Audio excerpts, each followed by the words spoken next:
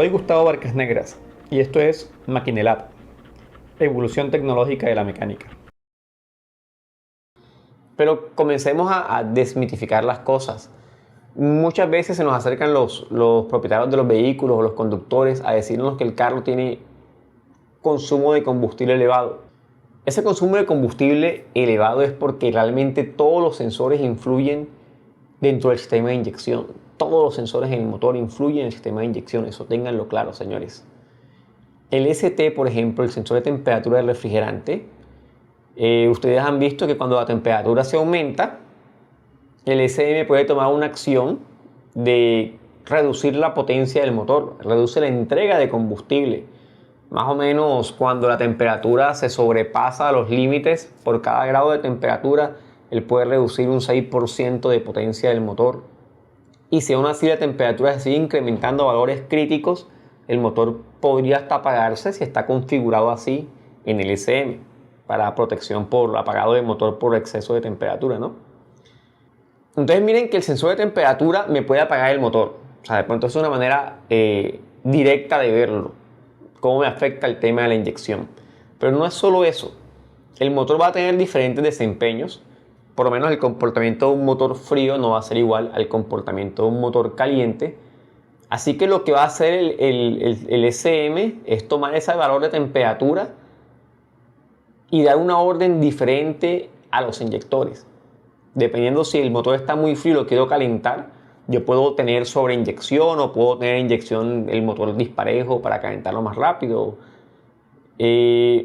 O al contrario, como decíamos ahorita, si el motor está muy caliente, yo podría cortar la inyección para de esa manera ayudar o contribuir a que la temperatura del motor descienda un poco. Entonces tenemos el sensor de temperatura del refrigerante motor, el ST. Tenemos también otro de temperatura que es el IAT, que sería Intake Air Temperature, temperatura de entrada del aire. Tenemos el EOT, Engine Oil Temperature, temperatura de aceite motor. Y tenemos el FTS, Fuel Temperature Sensor, o sensor de temperatura de combustible. Es muy normal que encontremos motores con estos sensores desconectados, con estos sensores dañados, y para el propietario del equipo no sea importante, o para el mecánico que en su momento diagnosticó y trabajó no sea importante, no sea relevante. Pero esto es un gran error. Esto es un gran error debido a que todos los sensores, como les decía ahorita, influyen en la inyección. Por ejemplo, el sensor IAT determina la temperatura del aire de entrada. Entonces, tenemos que tener en cuenta que dependiendo de la altitud a la que nos encontremos, no sea lo mismo estar trabajando el motor a nivel del mar que estar quizás en el Alto La Paz a 4100 metros sobre el nivel del mar. Así que la temperatura de entrada de aire me va a ayudar o le va a ayudar al SM a calcular la densidad de ese aire.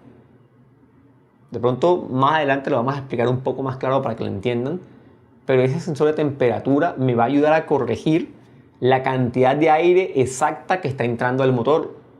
Eso lo va a hacer obviamente junto al MAP, que es el sensor de presión del múltiple de admisión, ¿sí? Es el que me va a decir qué presión de aire está entrando al motor, pero va a haber una corrección por densidad del aire, que esta se va a tener en cuenta con base del sensor IAT.